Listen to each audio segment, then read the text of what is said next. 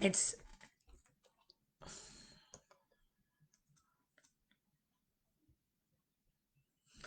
Hi everyone, it's Jeanette Burke here, and I'm terribly sorry for being about 4 minutes late today for Dear Jeanette at live at 3 o'clock. I had a few technical issues, but I am working them out. Um, Anyway, for those of you who are joining me live right now, thank you so much. And please, feel free to chat, put a chat comment in the chat or ask me questions and let me know that you're here. And if you're coming back on replay, let me know that too. I'd really appreciate it. So, I am Jeanette Burke, and I am a media personality, a producer, an interviewer, an on camera media trainer, and I'm the host and creator of the 4-time award winning lifestyle web TV series, Jeanette's TV, and its sister spinoff, Jeanette's TV Podcast. So, this is the Dear Jeanette series, and the Dear Jeanette series was created basically to provide you and help you with looking, sounding, and feeling your best on camera. So, I give you on camera media training tips. We also talk about what to expect in the media, how the media works, if you're looking to get into the media, maybe some myths you don't know about the media, or maybe you believe to be true but aren't actually true about the media. Um, and it's also where I share like my best on camera presentation and performance tips so that you can look, sound, and feel your best every single time you go on camera. And whatever that purpose is for, it could be because you're making your own video and lives on social. It could be because you want to embark upon a media tour. And why wouldn't you? It's one of the best ways to be seen, to be known and be heard, and to get visibility and eyeballs and publicity and exposure for your business and your brand. It could also be because you're doing meetings on a Zoom or a similar platform and you need to be better when you do it. There's lots of different reasons for why we go on camera, why we make our own videos and lives on social media, and so on and so forth. So that's the purpose of Dear Jeanette, and that's why I pop in here every week at 3 o'clock to share these tips with you. Now, today's training is all about the elements of a great pitch or of a pitch that the media say yes to, or that producers say yes to. And as a producer and a media personality, I have some extensive experience on this. I'm constantly pitched, so I can speak with some authority when I tell you that this is what we look for. So the first thing we look for is, what is your story? Is it a newsworthy story? And what is your angle and hook? So, how are you pitching this story? And we look to see if what you're pitching us actually fits what we typically cover on our shows or in our publications. So, when I say shows, I mean could be a TV show, could be a radio show, could be a podcast.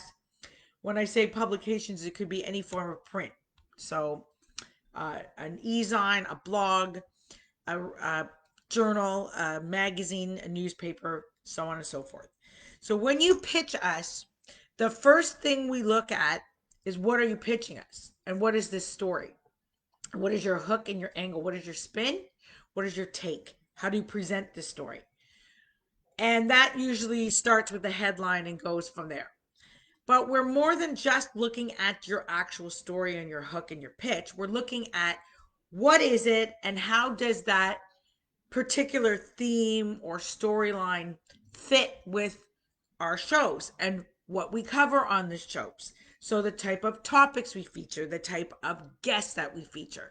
Because many times we are pitched from people who just want to be on our shows, but they have no real understanding or reasoning for why they want to be on our show.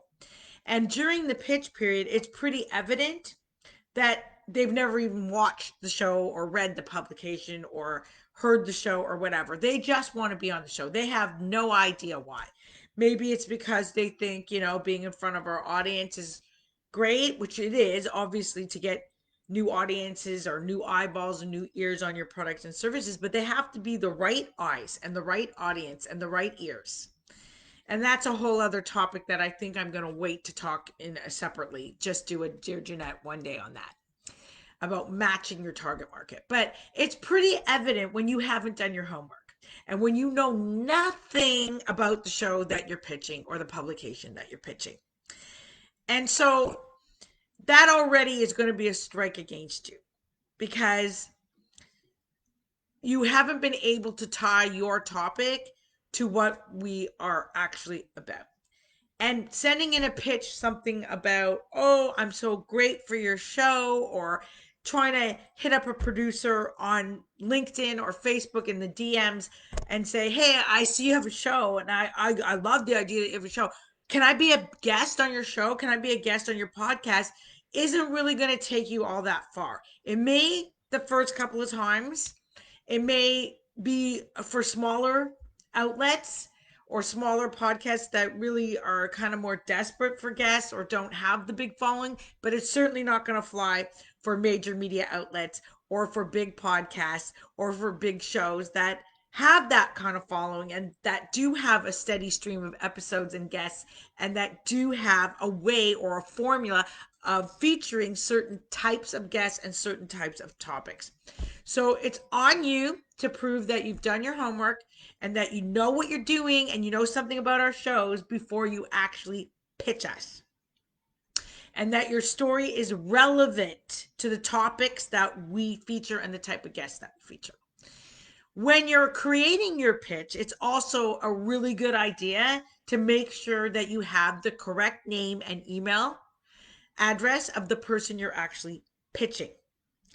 So nothing sort of peeves us more than knowing that the person that's contacting us doesn't know anything about us, hasn't even bothered to make sure that we are the right beat, the right person to be contacting to actually pitch to.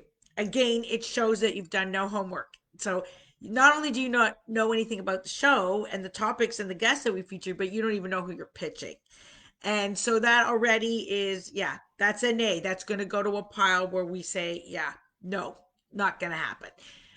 So get it right because it's really important, and get the name right and get the person right. And the thing is, that also requires a little bit of research because oftentimes in the media, journalists are being moved around or switched to different beats. By beat, I mean sometimes it's like they cover lifestyle, sometimes they cover fashion, sometimes they cover sports. You have to know who you're pitching to. And you also have to know what kind of story do you actually have. So if you are a lifestyle story, you need to pitch to the lifestyle editor, producer, or associate producer. If you have a business story, and sometimes there's a crossover, you need to pitch to the appropriate business editor or business producer or associate business producer, and so on and so forth. So it's very important that you understand these things along with the media outlet that you're pitching and the person that you're pitching to. Next, you've got to be professional in your tone. So when you send me an email or a proper media pitch letter, it's got to be done in a certain way. There's a formula to it, and it's got to be professional. Not something that is just like a quick little DM or an email. Hey, I saw your show. I love what you're doing. Can I be a part of it? That tells me absolutely nothing about you, nothing about your topic, and it doesn't tell me why you should be a part of the show. So when you're doing a proper pitch, now this live is not about what to create a proper pitch or how to create a proper pitch. That we might do as another topic again another time. But there's lots of information out there too that you can Google about pitch letters and what goes in them, media pitch letters. For sure, you got to tell me why you think you would be a great guest on my show. And that would include your topic, your story, and things about you, like what kind of previous media experience have you had? Or why do you feel you'd be a good fit for my show? Or maybe something about what you can bring to the table. So bringing to the table to a show, yes, is partially you and the topic that you cover and why that would be a benefit. Please tell me why that would be a benefit to my audience. What do you think it's going to do for my audience? Because these are all going to be things I'm going to look for as a producer to say, yes, I'm going to take this person, or I'm intrigued by them, or I'm not. And it's going to be the same thing that my colleagues are either going to say yes to or no to. And really, it does make the difference between a pitch that gets a second glance and one that's like deleted instantly. So we want to know some things, and it's up to you to provide the information and the answers and to show that you've done your homework as to why you are a fit, why your topic is a fit, what other things you can bring to the table, why this is going to be beneficial to my audience members. Maybe even show me that you have some kind of social media following and that you're willing to promote to that following that you are going to be a guest on my show. And how is that going to benefit me? Like, tell me something about your audience and let me see if that meets and matches mine. And that would be the same thing for any other media outlet. They'd be looking for that kind of stuff. So we've covered like 90% of what needs to go into a pitch. Some other last minute things would be like if you have sort of an audience giveaway you could bring in a non salesy way, because again, we're not there. The media doesn't exist just to give you free publicity. We are there to introduce you to new audiences and to have you eyeballs on your product and services, but it has to be done in the form of a story, not in the form of an infomercial. And we do not exist to close business for you. So we don't want you coming on being a, very